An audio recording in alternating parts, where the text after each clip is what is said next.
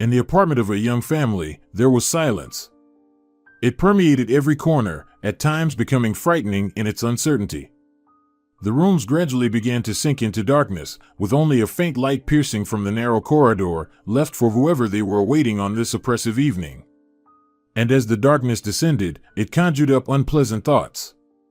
The apartment's owner, Anna, a young woman in her 30s, had long put her little daughter, Alicia, to bed. The girl was unusually calm. So, it was enough to tuck her into her crib and cover her with a soft blanket for her to immediately fall asleep and visit Morpheus. Alone in the darkness, the woman indulged in her thoughts. She was married to a man named Mateusz. But as usual, he was late, and Anna mentally ran through the possible places he could be. Scenes of marital infidelity often came to mind so vividly that the woman involuntarily began to believe in the scenarios her imagination painted. The young family lived in a rented apartment on the outskirts of the city. Though spacious, the apartment was neglected. It had been rented out for a long time, and the previous tenants hadn't taken much care of it. The floor was swollen in places, the walls were peeling, and the windows leaked so much that any gust of wind immediately penetrated the apartment. "Mateusz, why don't you care that we're living in such conditions? You don't even do anything," Anna exclaimed. "And I won't. This isn't my place. When we have our own apartment, then I'll take care of household matters," Mateusz replied. "But to have our own place, we need to do something for it," Anna insisted. "Why are you picking a fight with me again? Do you want to argue?" Mateusz retorted. Thus, or nearly so, ended any conversation Anna initiated. Mateusz turned out to be not at all a family man. He was a musician, and all his time was consumed by endless rehearsals, performances, post-performance parties, and meetings with friends. He returned home well past midnight. During all this time, Anna spent her evenings alone with her daughter in anxious anticipation of her still beloved husband's return. Suddenly, footsteps were heard at the entrance. The door lock clicked, and Anna's heart skipped a beat. Mateusz burst into the apartment as usual, drunk. "Where were you? Why so late?" Anna asked, worried. "Working," the belated husband mumbled indistinctly. "Usually, after work, people return to their families on time and completely sober," Anna replied, trying to speak calmly. But she could barely maintain composure and began to raise her voice. "Why are you lecturing me about family? I told you, I was working." The man began to boil. He was drunk, so his behavior became increasingly inappropriate. This time, the conversation was short-lived. The man could barely stand on his feet. And Anna, well aware that she would suffer most from resolving the conflict, hastened to end it. Especially since her husband, having barely made it to bed, had already passed out. He slept right in his clothes, his head buried in the pillow. Anna felt a sense of disgust. No, she was deeply mistaken when she thought her love would be enough for two. Now the woman clearly understood that feelings should be mutual. "Anna, look who you've chosen as your husband. You'll live just like his parents, in perpetual need," acquaintances told her on the eve of the wedding. "A wife should choose someone reliable, who helps with the household, cares for the family, not someone who jumps around on stage," others said. Now those words sounded like a prophecy. Help from her musician husband was practically non-existent, and there was never enough money. Mateusz's situation didn't bother him at all. He had no desire to support the family. In fact, neither did his father. Their mother had carried all the family problems her whole life and had solved household issues alone. Anna's difficult situation was compensated by her caring parents. They always supported her in everything and adored their little granddaughter Alicia, who often stayed with them. "Alicinia, our girl, how much we've missed you," Grandma and Grandpa greeted the little one when Anna brought her along. In Anna's parents' house, she had her own room with toys, her own crib, and even her own little wardrobe. So Anna didn't worry at all when leaving her there. She often shared her feelings with her mother. "Mom, Mateusz came home again at 3 in the morning today. Did you argue?" "Yes. Anna, try not to sort things out when he comes home drunk. Let him sleep it off and then talk. It was easy to say for someone with 30 years of married life experience. It was much harder for young people to control their emotions, which often overflowed. How could I have made such a mistake? Where did I miss the sign fate was giving me? Anna asked herself this question again and again. She often remembered the story of their meeting, which started with a phone call. Anna, came the questioning voice from the other end of the line. Yes, Senora Olivia. Do you recognize me? I'm glad. I want to make you a business offer. What kind? We're forming a new samba group. And we have one partner without a pair. Anna, who loved dancing very much though she had no special training, was very interested in this offer. She had just ended her relationship with Jose and wanted to distract herself. No, she didn't plan to make new acquaintances, especially since she had a 3-month-old daughter left from her last relationship, whom she now thought of first and foremost. When's the rehearsal? Anna asked without a second thought. Come tomorrow. At 5, came the reply. Thank you, Senora. Anna hung up the phone, and inside, she felt a flutter of anticipation for the next day. What should I wear? She said, opening the closet and rummaging through her wardrobe. The young woman didn't have many clothes, but she loved some of them very much. There was a brown leather skirt down to the knee and a beige short-sleeved sweater. She looked very stylish in them, so she decided to wear that outfit tomorrow. Mom, will you look after Alicia tomorrow? She asked her mother, Lucia. Of course. Do you have plans for tomorrow? Senora Olivia invited me to samba. I'm so happy. I love dancing so much. Do you remember how I danced the rumba? Oh, yes. Of course, I remember, dear. You move beautifully. I agree. You need to have some fun. Anna lived with her parents after breaking up with Jose, who happily helped her raise her little girl. The next day at the appointed hour, she entered the spacious concert hall, where she usually came as a spectator. The hall was dimly lit, with only the stage illuminated, where the same Senora Olivia who had called her the day before was already standing. The woman briskly moved around the stage, explaining something to a couple who had apparently arrived for rehearsal just before her. She was just over 30, and to Anna, she seemed like a true artist. The woman wore a flowing dress that accentuated every movement, the kind usually worn by ballet masters. Anna, you've come? Yes, Senora Olivia. Don't call me Senora. We're almost the same age. Your partner should be here any minute now. In the meantime, you can sit in the hall. Anna sat in a plush burgundy chair and continued to watch with interest the action unfolding on the stage. Olivia was teaching the young couple the elements of the samba. The young man timidly held his partner by the hips. No, not like that. Bolder, bolder, Olivia removed his fingers, moist with nervousness, from the hips of his partner and confidently moved them slightly higher. Like this. Just bolder, bolder. After those words, the couple began to mimic Olivia's movements, attempting to perform what vaguely resembled the fiery Latin dance. Throughout all this, Anna watched them with interest. She had never danced the samba herself, so she was eager to learn. Hi! Anna looked up and saw a tall, slender young man in front of her. He grinned widely, and Anna recognized him as the musician she often saw at concerts in this hall. Are you going to be my partner? Probably me, Anna answered timidly. Now she was sure that the man standing in front of her was indeed the musician, and she felt a bit overwhelmed. I'm Mateusz. Anna. Well, shall we go on stage, Anna? Mateusz extended his hand, and she gladly accepted the offer. The young woman was still in complete bewilderment, even though the rehearsal was in full swing. Mateusz confidently held her by the hips, intensifying her nervousness. Both were very flexible, so Olivia had no problems with them, unlike the other couple.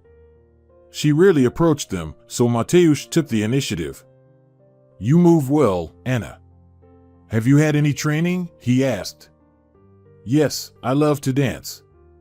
I had some lessons at the Mataru dance school. Oh, so you can dance the rumba? After those words, the young man transitioned to rumba dance elements and pulled Anna along with him. The girl's excitement turned into pure delight. She was finally on stage, dancing her favorite dances, and there was no end. It hadn't even been 2 weeks since she packed her things and left Jose for her parents' house. She needed time to recover. But budding feelings stubbornly refused to obey reason. Anna immediately realized that Mateusz knew how to charm women, and he probably had many admirers. She didn't want to become just another of his fancies, although she noticed his interest in her. After the rehearsal, Anna hurried to leave before the others. Where did you disappear to last time? Mateusz asked at the next rehearsal. I have a little child, so I was in a rush to get home, Anna replied. She hoped that after these words, the young man would lose all interest in her, but she was mistaken. That's great. How old is your child? 2 months. Can I meet them? Anna didn't expect such a reaction, so she didn't know what to say. I also have a daughter from my first marriage. I love children very much. Anna was beginning to understand that she couldn't resist her feelings. She was utterly enchanted by this tall brunette, and his interest in her child completely won her over. After a few rehearsals, she allowed him to walk her home. Anna couldn't remember what they talked about, but she vividly remembered their first kiss, so hot and passionate, a sensation that lingered on her lips the rest of the evening. Now, she was in no hurry to go home after dance lessons. Each time, she and Mateusz would rush to his place to spend a few moments alone. He lived in a small but very cozy apartment. Anna liked everything there, the tiny kitchen and the small living room that also served as a place to relax and sleep, even though there was hardly any furniture. There was just an old sofa with brown upholstery where they usually spent their brief moments after rehearsals. The rest had been taken by his ex-wife when she left him with their child. Why did you split up? Anna dared to ask after a few meetings. She cheated on me. Openly, in a very vulgar and offensive way. Didn't you ever wonder why she did it? I still ask myself that to this day. So, you haven't let her go yet? Anna asked, disappointed. No, I don't even want to hear about her. But Anna understood that the flame for that wayward woman had not yet extinguished, and she was just a way to try to snuff it out. Had she been a bit wiser at that moment, she might have seen his true nature. But her feelings for Mateusz overshadowed everything. With every meeting, she fell more and more in love with him. Mateusz joyfully stayed with Alicia, knew how to keep her entertained, and spent a lot of time with her. Not every man is capable of dealing with children. But he was skilled at it. For Anna, this became the final argument in her feelings for Mateusz. Well, the penultimate one. The last was a toy rabbit given to Alicia for Christmas, which the little girl wouldn't let go of for a minute. Is this not a sign that it's possible to build new relationships? They had the wedding just 4 months later. Her parents unintentionally nudged her towards this decision. They saw how Mateusz treated Alicia and decided he would make a good father for her. Perhaps they also wanted to relieve themselves of the responsibility for their daughter and granddaughter, who lived with them. Regardless, gathering a small amount of money and only the closest relatives, they sent Anna down the aisle. It was a modest affair, without a white dress or lavish ceremony. She had lived with Mateusz for 2 years, but the feelings that had flared up then were fading so fast that she began to hate him. Mateusz, tomorrow is Independence Day. Have you thought about how we'll celebrate this holiday? And what does that have to do with you? I'm going to the pub with my friends, and how you celebrate is up to you. But on holidays, people gather with their families and celebrate together, Anna tried to object. I'll be celebrating with my male friends, Mateusz ended the conversation. Anna was even more upset after these words. They hardly went anywhere together. Mateusz usually slept off his revelries on holidays and weekends, so Anna had no choice but to be around him like a decent wife. She was looking forward to the next office party, to come home later than her husband for once in her life and make him jealous. But no matter how hard she tried, Mateusz always came home after she did. Regardless, she was going to spend another Independence Day just with little Alicia. Mateusz, dressed in a nice shirt and jeans, headed to the pub after noon. As usual, Anna put Alicia to bed and gave herself over to memories of her carefree life before meeting Mateusz. Suddenly, bright red blood began to flow from her nose. Large drops fell directly onto her clothes, and she was genuinely frightened. This had never happened to her before. In fear, she turned pale and rushed to the fridge, where she took out some ice and applied it to her nose.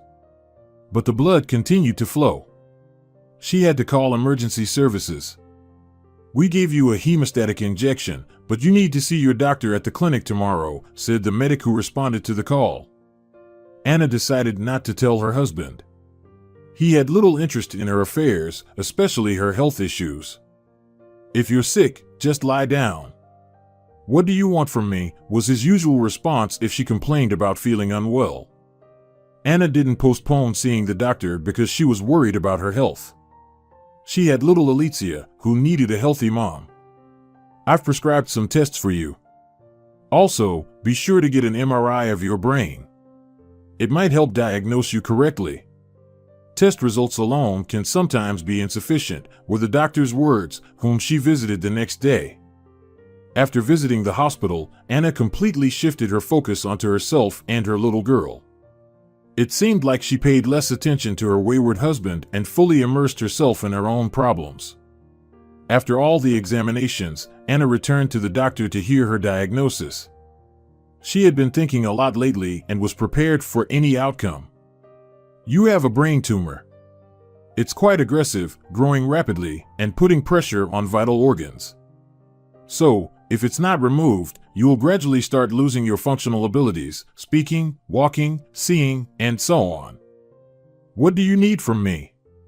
Anna asked, trying to maintain composure. "Consent for surgery." "I agree," she interrupted the doctor. "But you'll need to get on the waiting list for that." "How long will I have to wait?" "I can't answer that."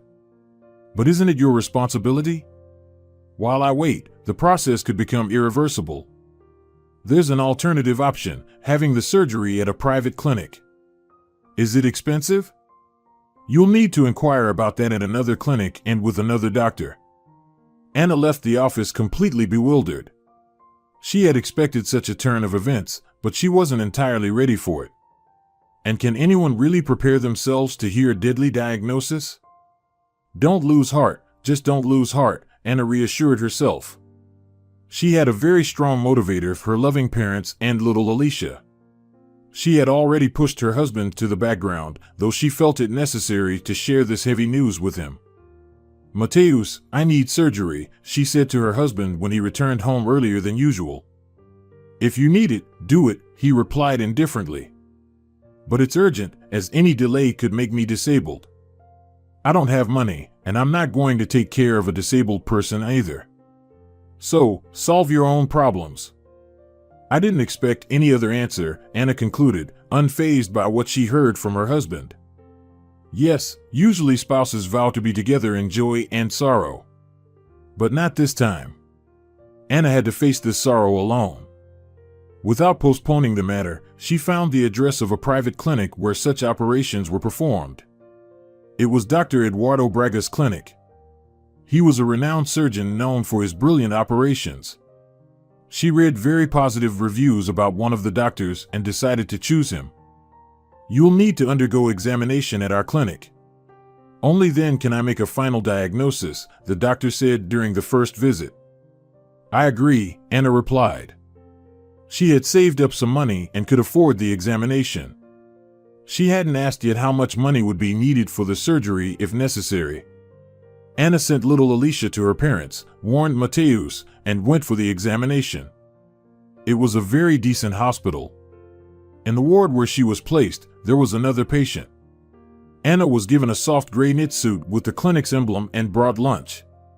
It was a large tray with specially designated spots for drinks and food. The plates emitting the aroma of delicious food were covered.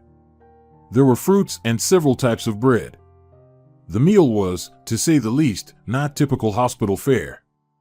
"Don't be embarrassed, they always feed like this here," her ward neighbor replied. She approached Anna and extended her hand. "I'm Victoria, what's your name?" "Anna." "Are you here for long?" "However long it takes. If you feel like it, you can share." Anna had no desire to engage in conversation with anyone, and after lunch, she decided to lie down for a while to rest. Lately, she had been quite overwhelmed and wanted to get some proper rest before facing the upcoming examination actively. Her condition wasn't bothering her yet, but she couldn't shake off the feeling of anxiety. 30 years old, the most active and vibrant age. She wanted to live a full life, take care of herself, her child. Now she vividly understood that she had spent the last few years on someone who didn't deserve her attention. She no longer felt the need to see him, seek advice from him, or spend time with him. This situation made her look at her life completely differently. "No, I won't go back to him anymore. We don't have a joint apartment, no children. We'll break up, and that will be the end of it," Anna pondered. But deep down, there was still hope that Mateusz would suddenly show care and sympathy towards her, and everything would be different between them. Yes, love is a tricky thing. It often pushes us to actions that, guided by reason, we would hardly ever dare to take. "Anna, they're waiting for you," the pretty nurse interrupted her brief nap. "Already? I thought they'd only attend to me tomorrow." "The doctor is reviewing your medical history and wants to speak with you personally.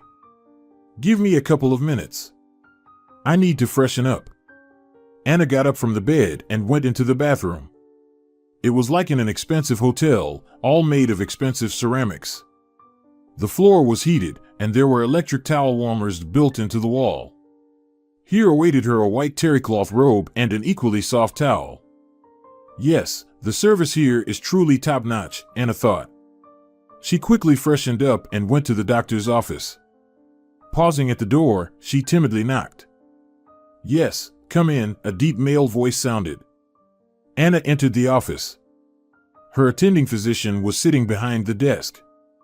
His name was Umberto Soles. He was carefully reading her medical history, flipping through the pages. The man looked up and adjusted his glasses, which had slipped to the tip of his nose. "Ah, Anna. Please, have a seat," the doctor gestured for her to sit across from him. Anna, as a dutiful patient, complied immediately. "Based on your previous examinations, you have an aggressive form of tumor."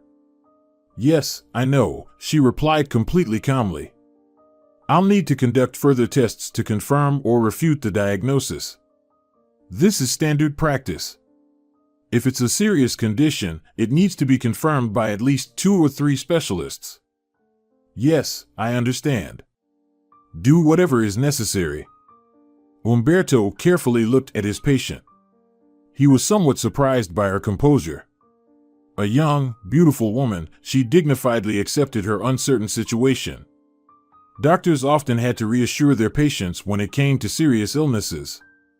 But this was more of an exception. "Will anyone be visiting you?" the doctor asked. "If so, I'll need to issue a pass." "No, no one will be coming to see me." Umberto was even more surprised by the response. Moreover, he noticed the wedding ring. So, the woman had at least a spouse. This situation somewhat alarmed him. But patients' personal lives are primarily their own concern. Anna left the doctor's office and headed home. "So, what did the doctor say?" Vittoria asked. She was terribly curious and very talkative. As a woman of a certain age, she was interested in the personal lives of the young. Her children had already grown up, there was no spouse, so there were hardly any significant events in her life. He said that a complete examination will be needed to confirm or refute the diagnosis. "Yes, that's usual. I came here with a terrible diagnosis myself, but it turned out that things weren't so bad after all. I just need to undergo a course of treatment, and I'll be able to return to my old life. Thank goodness, my children placed me in this clinic. They found it themselves and paid for everything to the last penny. Victoria kept talking and had already tired Anna. Let's talk tomorrow. I'm very tired. Of course. Don't be shy. I often get carried away with conversations. It's all due to lack of communication. I live alone. My children have long since grown up. But Anna wasn't listening anymore. She lay on the hospital bed, covered with a soft blanket, and began to drift off to sleep. The next day turned out to be very hectic. Nurses kept coming for Anna to take her to another examination room. And the whole week flew by unnoticed. Anna was already beginning to miss her family. Rarely, but still, she remembered her Mateusz, who had only called once during the week, just to say the obligatory phrase, "How are you?" "Anna, please, have a seat," Umberto offered the woman to sit across from him.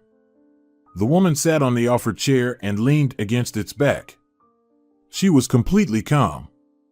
The week she spent in the hospital ward finally put everything in its place. "Unfortunately, I have no good news for you. The tumor is progressing and urgent surgery is required." Anna listened carefully to the doctor, and not a single muscle twitched after the diagnosis was announced. "How much money will it take?" "The amount is huge. And it's not within my power to influence its cost." "I understand. How much?" Anna asked firmly. The doctor wrote down some numbers on a piece of paper and handed it to the woman. "Will you be able to raise the necessary amount?" "I'll try." Anna entered her dreaded apartment in a heavy state. All her calmness and composure had vanished somewhere. She didn't know where to get the money, and it seemed that the hope that had been living in her for the past while was leaving her. "I have no savings whatsoever. And even if I did, it wouldn't be enough," she pondered. Alicia was playing nearby, whom she had taken away from her parents. The girl had missed her terribly, so she brought her toys right to her feet to be close to her beloved mommy. Anna looked at her little daughter, tears filling her eyes. Suddenly, she vividly imagined her lying helpless, with Alicia bustling around her just as she was now. Only, she couldn't cuddle her, hold her, or kiss her. "I'll talk to Mateusz. Maybe he can help me with something," Anna thought, trying to distract herself from the bleak thoughts. "Where will I get so much money? Are you out of your mind?" "I'm not a millionaire," her spouse's words sounded like a sentence. Yes, there was no one else to count on. "Well, did you manage to raise the necessary amount?" Umberto asked when Anna arrived at the appointed time. "Unfortunately, no. I don't have that kind of money, and neither does my family," Anna said sadly. Umberto noticed that she no longer had the same confidence and firmness in her words that he had heard from this woman just a few days ago. He felt sorry for her and tried to comfort her. "Don't despair. There are plenty of funds that help raise money for seriously ill people. I've never contacted them before. Don't worry, I'll give you some addresses." Anna approached a tall building with a sign that read, "Kind Hearts Foundation." She had no experience dealing with such organizations, so she hesitated in front of the door leading into the building. "Where do I start the conversation? How should I behave? Who should I talk to?" One thought followed another. Finally, she decided to go in. Anna found herself in a spacious lobby with high ceilings. It seemed that in this building, they stretched up so high that they were impossible to see. She began to look around for someone to ask for help. Looking around, she saw the reception and a pretty girl. "Excuse me, could you tell me who I can talk to?" came a timid question. "What seems to be the problem?" And Anna began to explain why she was here. "I understand," said the girl in a businesslike gray suit after the visitor voiced her problem. "You need to go to the second floor. Office 38. "Thank you." Anna thanked her and started climbing the stairs. "Yes, come in," a male voice came from behind the door after she knocked. "Please help me." After these words, Anna's nerves gave way, and she burst into tears in front of the stranger. The nervous tension, worry for her loved ones and herself, everything that had been troubling her for so long, but she had carefully kept it inside. Please calm down. We will help you." These words, spoken in a calm and confident voice, had the strongest effect on Anna. She raised her head and saw a man around 40. He had a very brave expression on his face, as if he performed feats daily. Though his job was indeed a feat, only those who are strong in spirit and capable of empathy can help seriously ill people. How Anna hadn't been lucky with such people until now. She was surrounded by weak-willed, feeble characters like her spouse. And this stranger instilled some confidence, and she wanted to believe that everything would be all right. It was as if he was saying with his whole demeanor, "Don't worry, I'll help you." Anna calmed down a bit and began to tell her story. The man listened attentively, trying not to miss a single word. This young woman also intrigued him, not only with her problem. Anna was quite an attractive girl, but in recent years, she heard fewer compliments about her appearance from those around her. So she immediately caught his interested gaze. No, not this, she thought when she met his eyes once again. She remembered Mateusz's beautiful courtship, his beautiful words and caresses, which he did not spare during their courtship. And what followed after marriage. I won't go through this again, she thought, and cast her gaze into the distance, as if looking through this person. Well, of course, we'll help you, the stranger said when Anna finally voiced her problem. But first, let's get acquainted. I'm Alberto. And your name, as I understand, is Anna? Yes, that's correct. Anna. A young woman with such a beautiful name should have everything good. So far, I can't boast of anything. You have a wonderful little girl. And that's the most important thing in your life. Yes, that's the greatest joy. Let's get down to business. Our foundation will allocate some funds. But it's not able to provide such a large sum, so we'll need to organize the collection of the remaining funds. How do we do that? I've never dealt with this before. Don't worry. You'll only need to do what we tell you. You can't imagine how glad I am that everything is falling into place. Anna seemed to have forgotten her recent thoughts about the inadmissibility of new relationships and looked at her savior tenderly. Don't think about the bad. You'll see, everything will work out, and you'll recover. And I'll help you with that. Don't doubt it, Alberto's words sounded like a healing elixir. The next day, a bank account was opened, and the first funds from the foundation were received. It remained only to gather the remaining amount. For this purpose, a fundraising campaign was organized on all social networks. Literally within a week, the necessary amount was collected. Mom, you won't believe it, I have the entire amount needed for the surgery in my account. Anna couldn't contain the excitement overflowing her feelings. After these words, she threw herself into her mother's arms, and tears rolled down Lucia's cheeks. Oh, my dear, my dear.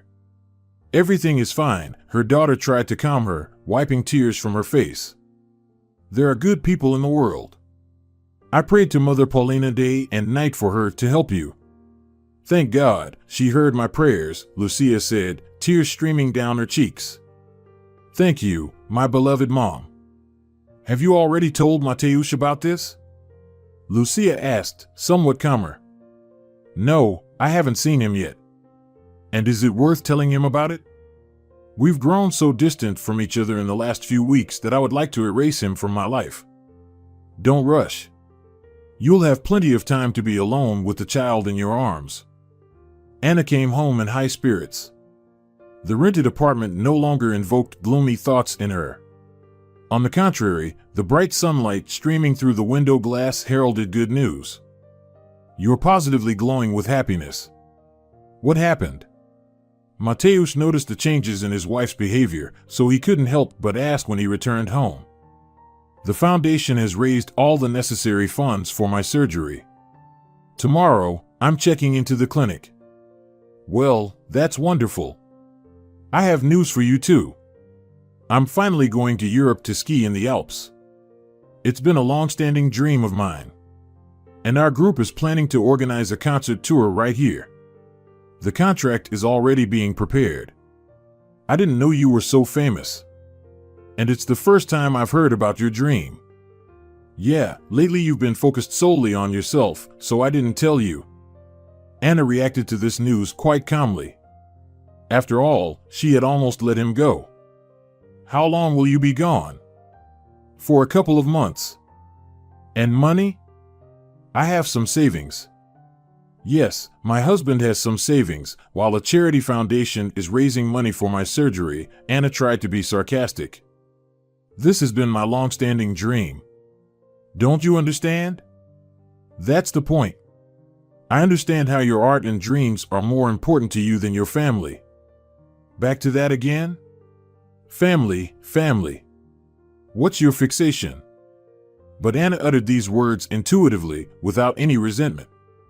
She had long come to terms with the fact that her family consisted of just her and Alicia. After a brief quarrel, each went about their business. Anna started packing for the hospital, and Mateusz began packing his suitcase. Suddenly, the phone rang. Anna picked up the receiver and saw an unfamiliar number. Nevertheless, she decided to answer. Anna, she heard a familiar voice. Yes. How did you get my number, Alberto? It wasn't difficult at all. Oh, right. Of course. I wanted to inquire about when your surgery is scheduled. I'm checking into the hospital tomorrow. Excellent. I'm very glad. Can I visit you? Well, of course. Then see you soon. Anna was very pleased with this call. The pleasant feeling she had after communicating with this person lingered with her. Just remembering his face made her feel very warm and peaceful. How are you feeling? Anna opened her eyes and saw Umberto in front of her, the same doctor who had conducted her last examination. A bit dizzy. But overall, I think I'm okay. The surgery was successful. The tumor has been removed, and the vital centers of the brain are not affected. Now, you will recover. What will be required of me? Rest more, eat well, and only positive emotions. Well, the latter I guarantee, said Alberto, who had already entered the room with a huge bouquet of flowers. Alberto, you shouldn't have, Anna said weakly. Don't say anything. Rest. Congratulations on the successful operation. After these words, he left. With such a patron, you'll recover quickly, the doctor smiled. Anna nodded in agreement and closed her eyes again. She was still very weak, and she wanted to sleep. Hey buddy, why the sour face? Enrique, who was Mateusz's cheerful director, entered the dressing room where Mateusz was preparing for his performance. He was much younger than Mateusz, but that didn't stop him from making his way and building a career for his protégé. In response, not a word was uttered. Mateusz? He approached closely and looked him in the face. The man sat in the chair and seemed to take no notice of what was happening around him. Anna is dead, he said in a voice that wasn't his own, very low. Don't talk nonsense. You told me yourself that the surgery was successful and Anna is recovering. Wait, are you deciding to cancel the concert? Lucia sent a message. What message? Enrique snatched the phone from Mateusz's hands and began frantically searching for the message Mateusz mentioned. Finally, he found it and started reading. Anna's kidneys failed after the surgery. The doctors couldn't do anything. Your wife is no more. Is this some kind of joke? Is she playing a trick on us? Enrique spoke, still not fully understanding what had happened. Alicinia, little one, how is she now? Mateusz continued in the same unfamiliar voice. All right, that's enough. Anna can't be brought back now, and you have a concert in an hour. Do you want to say that you've decided to throw away your career just like your fiancé? Are you out of your mind? Mateusz began to boil. I might be in mine, but it seems like you forgot we have a 6-month contract. And if we breach it, we'll be in deep trouble.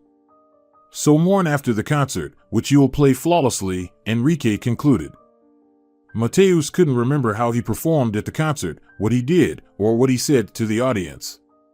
But after it ended, he collapsed into the nearest bar, where under the influence of copious amounts of alcohol, he fell into complete oblivion. Enrique left him alone for a few days. Afterward, Mateus began to gradually regain himself and return to his concert activities, as the contract demanded. Ladies and gentlemen, the plane is beginning its descent. Please fasten your seatbelts, the young redhead stewardess recited her standard phrase, and most of the passengers immediately became lively. Some started calling their loved ones, others engaged in lively conversation with their neighbors, whom they would soon bid farewell to. Mateus sat by the window and was deeply contemplative. 6 months had passed since he became a widower. He didn't know where to go now. The apartment where he and Anna lived together was rented. He was now a complete stranger to Anna's mother, just as he was to Alicia. But he decided to visit them first, to find out where his wife was buried. Anna is buried at the Mombanda Cemetery. Our family crypt is located there. Lucia, not pleased with the guest, immediately provided the address where he should go. Mateus stood by the gravestone, lost in thought. Now, at her tomb, he began to clearly realize who Anna was to him.